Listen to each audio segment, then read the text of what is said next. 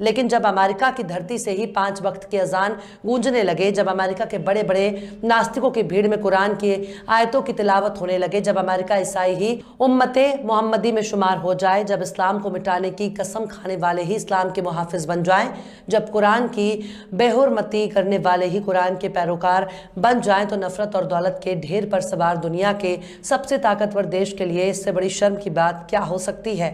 दरअसल अमेरिका के कैलिफोर्निया में एक ईसाई पादरी फादर हिलारियन हैगी ने ईसाईयत छोड़कर इस्लाम मजहब को अपना लिया है। फादर हिलारियन हैगी, अमेरिका वाले आखिर कुरान को कैसे समझते हैं? अमेरिका वाले आखिर कुरान के रास्ते पर कैसे चलते हैं? उनकी केवल एक ही वजह है और वो है कुरान का ट्रांसलेशन।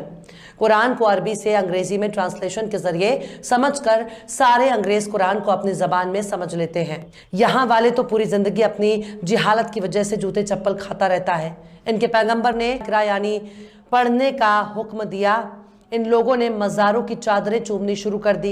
इन लोगों को पैगंबर ने बुत परस्ती और शिर्क से दूर रहने का सबक दिया, तो इन लोगों ने मज़ारों पर सिर पटकना शुरू कर दिया।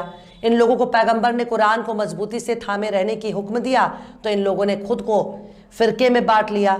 पैगंबर ने अहले बैत के रास्ते पर चलने का हुक्म दिया, तो इन लोगों ने अहले बैत से ही दुश्मनी मोल ले ली और गुमराही के रास्ते को चुन लिया।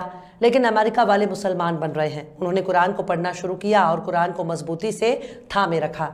जब ईसाई कुरान पढ़कर सच्चा मुसलमान बन सकता है, तो फिर अखंड भारत के मुसलमान 5 वक्त का नमाज पढ़कर, दाढ़ी रखकर, बड़े का गोश्त खाकर भी मुसलमान क्यों नहीं?